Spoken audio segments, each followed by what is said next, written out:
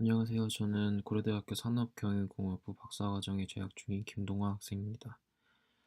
어, 이번에 제가 발표할 내용은 Anytime Outlier Detection on Streaming Data라는 논문인데요. 이 1번 논문, 이전 논문 같은 경우는 이제 어댑티브 비트레이트 관련된 내용이었다고 하지만 이 논문 같은 경우는 스트리밍 데이터, 어떤 시퀀스가 있는 데이터에 대해서 어떻게 이상치 탐지를 하게 되는지에 대한 내용을 다루고 있습니다. 네.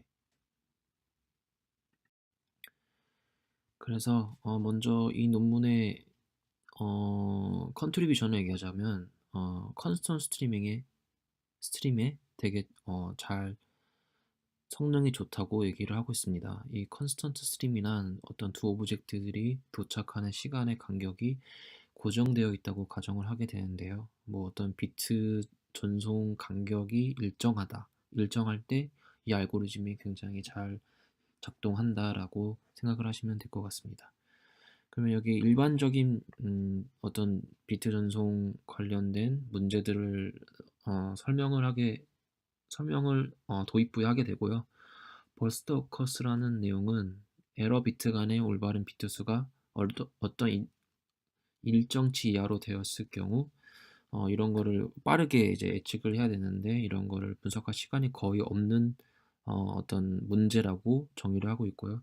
버퍼 사이즈가 넘어갈 때는 어떤 정보를 잃어버린다는 표현을 하게 되고 그리고 또 스트림 스피드가 느린 경우에는 또 이거 같은 경우는 일반적으로 좀 대처할 시간이 많다고 정의를 하고 있고 그럼 이 시간을 활용해서 이 문제를 개선해야 된다라고 말을 하고 있습니다.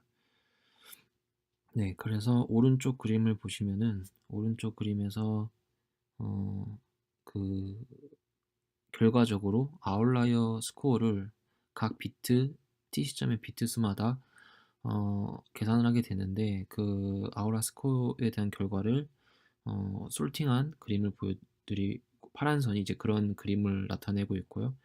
그다음에 이 녹색 세로 방향의 바 같은 경우는 실제로 이상치였던 이제 뭐 아마 이 데이터 같은 경우는 이제 제너레이션된 데이터인데 그 노이즈를 준 그 부분이 제대로 탐지됐다라는 걸 지금 이쪽 그 왼쪽 스코어가 높은 부분에 대해서도 그런 이상치에 대한 부분을 잘 탐지하고 있는 알고리즘이라고 설명하고 있습니다. 그래서 결과적으로 컨스턴트 스트리밍이 굉장히 잘 작동하는 알고리즘이다라고 생각을 하시면 될 것 같습니다. 그리고 이제 이 알고리즘이 어떻게 작동하는지에 대해서 이제 설명해 드리도록 하겠습니다. 일단은 이 애니아웃이라는 방법론은 되게 뭐 여러 가지 알고리즘들을 되게 종합해서 표현한 것 같은데 결과적으로 클러스터링 방법을 이용하는 알고리즘이고요. 그럼 이 클러스터링에서도 벌치라는 방법론을 사용하게 됩니다. 이 벌치라는 거는 어떤 트리 기반의 구조로 클러스터링을 하게 되겠고요. 그럼 이제 그 클러스터링을 이용해서 이제 어떤 t 시점에 해당하는 오브젝트가 그 클러스터 안에 그 해당 클러스터 안에서 얼마나 차이가 있는지 그거를 아웃라이어 스코어로 정의를 하고 그 해당 비트에 대한 아웃라이어를 계속 측정할 수 있습니다. 그래서 결과적으로 결과물은 이제 트리 구조를 내뱉어내겠고요. 그러면 각 그 오브젝트마다의 아웃라이어 스코어가 어느 정도 된다라는 거를 보여주고 있습니다. 네, 그래서 뭐 어떤 전송 시간이 전송 그 데이터량이 많아질수록 비트가 많아질수록 오브젝트가 많아질수록 뭐 성능도 좋아지고 그다음에 어떤 그 기존에 있는 업데이트된 어떤 트리가 있으면은 거기에서 어떤 미니 배치 방식으로 계속 트리를 할 수 있기 때문에 계속적인 학습이 가능하다. 네, 처음부터 할 필요 없다. 이런 식으로 강점을 설명하고 있습니다. 그래서 여기서 전체적인 특징은 이게 시간이 지날수록 성능이 좋아진다고 말을 하고 있는데 T 시점의 오브젝트 OI는 아웃라이어 스코어 SOI로 S 오브 OI로 표현된다고 말을 하고 있습니다. 여기서 보면은 데이터가 얼마 없을 경우에는 루트에서 적은 클러스터로 데이터 분포를 표현하는 반면에 이게 계속 시간이 지나면서 오브젝트가 많아지면은 트리의 구조가 점점 깊어지고 더 많은 클러스터로 데이터 분포를 표현할 수 있기 때문에 좀 더 신뢰성 있는 이상치 탐지 알고리즘이 될 수 있다고 할 수 있습니다. 그러면은 각 클러스터들 안에서에 대한 피처를 정의를 해야 되는데 결과적으로 이 해당 오브젝트마다 아웃라이어 스코어를 계산하게 될 테고 그 오브젝트가 어떠한 클러스터 안에서 위치하게 됩니다. 네, 시퀀스마다 지날 때마다. 근데 이제 그 클러스터 안에 있는 오브젝트가 특정 오브젝트가 존재할 텐데 그 오브젝트와 그 안에 있는 클러스터의 피처 에지 정보를 비교를 했을 때 그 차이가 크면은 아웃라이어 스코어가 크게 되는 거고 적으면 아웃라이어 스코어가 작아지겠죠. 그러면 이제 그 클러스터들을 대표할 수 있는 어떤 특징 값이 필요한데 그 특징 값에 대한 그 피처를 CF라는 걸로 정의를 하고 있습니다. 이 n이라는 거는 그 해당 클러스터 안에 있는 데이터 개수라고 생각을 하면 되겠고요. ls 같은 경우는 그 안에 있는 그 해당 좌표들이 있을 텐데 그 좌표들에 대해서 모두 서메이션을 하게 된 케이스입니다. 네, 밑에 예시를 보게 되면요. 여기 좌표가 있죠. 각 데이터 포인트들에 대한 좌표 코디네이트 값인데 한쪽 클러스터들에 대한 정보를 왼쪽 클러스터에 대한 정보를 보시면 데이터 개수는 5개이므로 이 CF라는 피처에서 n은 5가 됩니다. 근데 이제 x 좌표에 대한 정보가 있고 y에 대한 좌표 정보가 있죠. 그것들에 대해서 각각 서메이션은 그러니까 3, 2, 4, 4, 3을 더한 게 16값, 16이 되고 4 더하기 6, 5, 7, 8을 더한 게 30이 되는 이 리니어 서메이션에 대한 그 좌표값이 여기에 그 LS라는 피처 엘리멘트가 됩니다. 그리고 이제 각각에 대해서 제곱을 해서 3의 제곱 더하기 2의 제곱 더하기 4의 제곱 더하기 4의 제곱 더하기 3의 제곱을 한 게 54 이렇게 해서 y에 대해서도 똑같이 제곱해서 합을 한 게 190 이런 식으로 해서 클러스터의 피처들에 대한 거를 이 세 가지 엘리멘트로 표현할 수가 있습니다. 네, 이제 뭐 여기서는 지금 2차원에서 좌표값을 설명을 했는데 멀티 디멘전 같은 경우는 이제 X 전체적인 피처들에 대한 값의 어떤 서메이션이 두 번째 엘리멘트, 그 다음에 이제 제곱 합이 세 번째 엘리멘트로 표현이 되는 것 같습니다.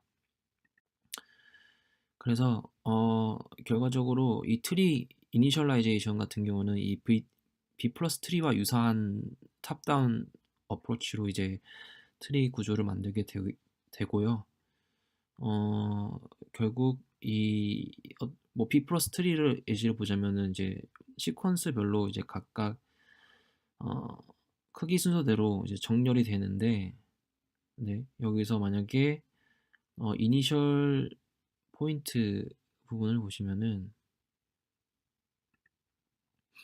이니셜 포인트 부분을 보시면은 20이 들어올 때는 그 안에 있는 값의 어떤 사이즈가 충분하기 때문에 20이 그대로 들어가지만은 만약에 그 다음에 공간이 없을 경우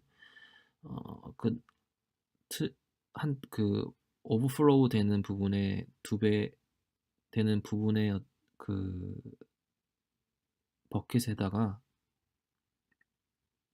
그러니까 그 노드의 수가 오버플로우 될 때 그 노드 부분에 해당하는 부분을 두 개로 쪼갠 다음에 그 쪼갠 부분에서 오른쪽 노드에 대한 값 중에 가장 작은 값을 위로 보내는 형식으로 해서 bit 플러스 트리를 표현할 수 있습니다.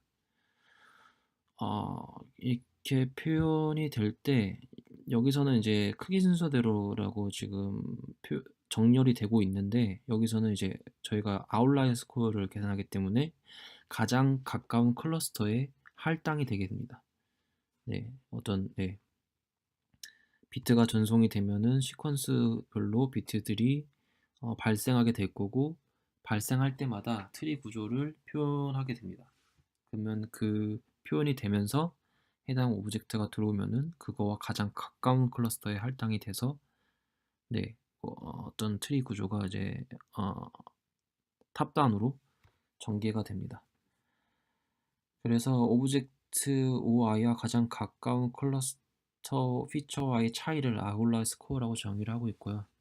여기서 아웃라이어 스코어를 정의하는 걸 두 가지 방법으로 설명을 하고 있습니다. 첫 번째 방법은 이 S라는 거를 먼저 아셔야 되는데, 이 S라는 노테이션은 OI가 포함되어 있는 클러스터의 엔트리라고 보시면 됩니다. 이 말이 뭐냐면 클러스터 안에는 여러 개의 데이터들이 있을 텐데 그 여러 개의 데이터들을 이 S라고 표현하고 있습니다. 그러면 그 여러 개 있는 클러스터, 한 클러스터 안에 있는 이 S라는 여러 개의 데이터에 대해서 평균을 취하고 그거를 이제 어떤 클러스터의 대표값으로 보고, 그 클러스터 대표값이랑 그 안에 있는 그 클러스터 안에 있는 OI와의 거리를 이상치 스코어, 민 아웃라이어 스코어라고 지금 SM of OI라고 정의를 하였습니다. 근데 반면에 이제 확률적인 표현으로 이제 설명할 수 있을 텐데요. 여기서는 유사하게 여기 보시면은 그 해당하는 클러스터 안에 있는 데이터들에 대한 분산, 그 해당 그 클러스터 안에 있는 데이터들의 평균에 대한 가우시안 PDF를 구하고 그거를 GOIEX라는 어떤 확률 함수를 구하였습니다. 그 확률 함수를 구한 다음에 OI에 대한 이 G라는 펑션은 그 데이터 확률을 의미하니까 그 확률에다가 1 마이너스 그 확률을 해줘서, 만약에 확률이 높다고 하면은 그 확률을 기존에 일어날 확률이 크니까 이 이상치가 아니죠.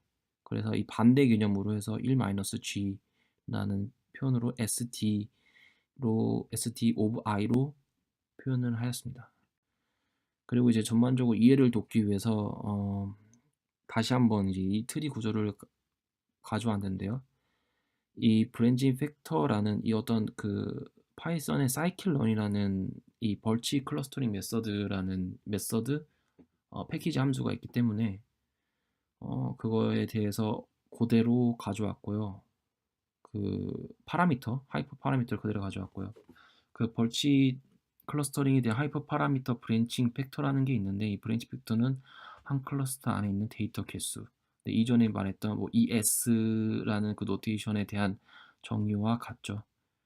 그 안에 데이터 개수를 얼마 정도 할 건지, 그럼 우리가 이제 붕괴를 할 때 리프 노드의 수를 몇 개로 할 건지, 이 리프 노드의 수는 마지막 단계의 클러스터의 개수, 결과적으로 우리가 클러스터링이 5개를 하고 싶다, 10개를 하고 싶다라는 표현인데, 여기서는 이제 뭐 브랜치 사이즈를 7로 했고, 그 다음에 이제 그 리프 노드의 수를 6개로 해서 데이터를 표현하고 있습니다. 그래서 보면은 이 맨 아래에 있는 이 동그라미 원 안에 있는 데이터 개수를 보시면 7개죠. 그래서 한 클러스터 안에 데이터 개수 7개, 그다음에 이 어떤 레벨마다의 발생한 그 마지막에 있는 레벨에 있는 보면 클러스터가 6개, 이런 식으로 표현이 돼야 된다라는 거를 지금 이렇게 다른 패키지 함수를 통해서 설명을 해드리고 있고요. 근데 이제 논문을 보시면은 이 화살표 방향이 그 두 개로만 이루어져 있습니다. 그러니까 결국 포인터가 두 개만 있는 형태로 되어 있고, 그리고 그 하나의 포인터에는 두 개의 클러스터를 가지고 있습니다. 그럼 결국 한 레벨에 4 개의 클러스터리를 가지고 있고 그 4 개의 클러스터리는 붕괴를 할 때 2 개의 포인터로 붕괴를 하게 됩니다. 네, 이런 식으로 지금 알고리즘 설명은 다 해 드렸고요. 근데 이제 데이터 같은 경우는 UCI 레포지토리에서 있는 데이터, 스트리밍 데이터와 유사한 데이터들에 대해서 실험을 한 케이스가 있고요. 근데 이제 저희 그 스트리밍 데이터에 대해서 네트워크 관점으로 보자면은 포화성 디스트리뷰션에 대해서 랜덤 노이즈를 줘 가지고 이거를 정말 어떤 포화성 디스트리뷰션에서의 람다를 변화시킨 여러 가지 데이터를 실험을 해 가면서 정말로 이상치 탐지를 잘하냐 안 하냐에 대한 내용의 실험을 어 LOF와 비교를 결과적으로 하게 되었고요. 근데 이제 LOF 같은 경우는 시간이 오래 걸렸지만은 이 애니악 같은 경우는 되게 빠르게 탐지를 하고요. 그다음에 성능도 LOF보단 떨어지지만 거의 유사하게끔 성능을 보이고 있습니다. 네, 이상 제가 발표한 내용은 여기까지 준비하였습니다.